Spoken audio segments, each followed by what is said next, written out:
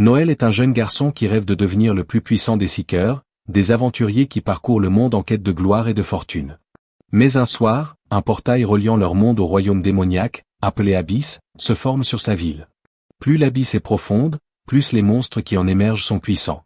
Ce soir-là, c'est une abysse de niveau 12 qui apparaît, plongeant la ville de Noël dans le chaos, entre flammes et carnage. Son grand-père, l'homme le plus puissant des Seekers, surnommé Overdette, le démon immortel, décide d'affronter les monstres, attendant les renforts. Noël, profondément attaché à son grand-père, tente de l'en dissuader, persuadé que c'est du suicide de se jeter seul dans la bataille. Mais son grand-père lui défend fermement de le sous-estimer, lui rappelant qu'il est le plus fort des aventuriers.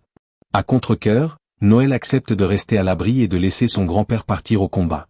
Dehors, au milieu des flammes et du sang, le grand-père de Noël se dresse contre les envahisseurs, les pourfendant l'un après l'autre. Lorsque le calme semble revenir, Noël décide de sortir chercher son grand-père.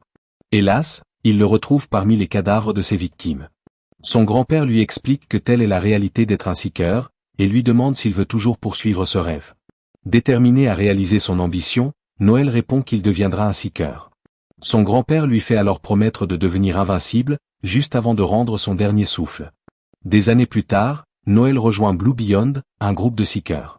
Cependant, contrairement à son grand-père, il n'est pas un chevalier.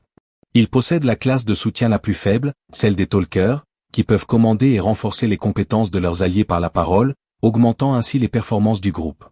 Bien que cette classe soit faible en termes de puissance brute, la promesse faite à son grand-père et son intelligence tactique le rendent indispensable à son groupe. Après avoir terminé une quête, Noël et ses compagnons retournent à la capitale pour fêter leur victoire.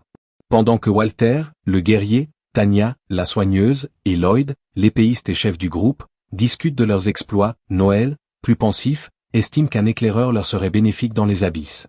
Cependant, il pense qu'il doit encore acquérir de l'expérience avant de poursuivre son véritable objectif.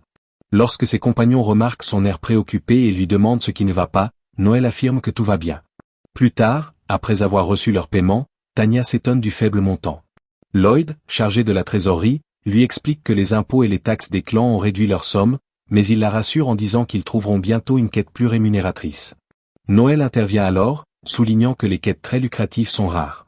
Contrairement aux clans, qui reçoivent des missions directement de l'État, ils ne sont que des sous-traitants qui se font souvent exploiter. Lorsqu'il demande combien d'argent reste dans la trésorerie du groupe, Lloyd répond que, grâce à la mission du jour, ils atteignent environ 12,8 millions. Noël propose alors d'utiliser cette somme pour créer leur propre clan, ce qui surprend tout le monde. Lloyd rétorque que le gouvernement exige au moins 20 millions pour la création d'un clan.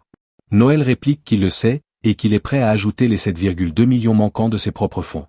Il affirme qu'il gagnerait davantage en fondant leur propre clan plutôt qu'en travaillant pour les autres. Cependant, Lloyd soulève une autre condition, il faut également posséder un quartier général dans la capitale, et le loyer serait très élevé. Tanya soutient cette objection, ajoutant qu'avec leur rancée actuelle, ils ne sont pas prêts. Noël leur demande alors combien de temps il leur faudra pour être prêts, dans combien d'années ils se sentiront capables de gérer un clan. Il leur explique que s'ils ne fondent pas leur propre clan maintenant, ils ne le feront jamais. Il les rassure en affirmant qu'il connaît bien la gestion d'un clan depuis qu'il est devenu Seeker, mais que ce qui leur manque, c'est l'expérience pratique. Il ne l'acquérait jamais en restant passif. Bien que Lloyd et Tanya trouvent encore l'idée précipitée, Noël leur fait comprendre que la jeunesse, la beauté et le charisme sont des critères essentiels d'un clan populaire et qu'il possède déjà ces critères. Toutefois Tanya désapprouve cette façon de se mettre en avant. Mais Walter, lui, séduit par la stratégie de Noël, décide de le suivre. Noël demande alors à Lloyd, en tant que leader, ce qu'il en pense. Et ajoute que s'il est contre, il prendra sa part de la trésorerie et quittera le groupe. Après réflexion, Lloyd accepte de créer le clan ensemble, mais propose de discuter des détails après avoir dégrisé.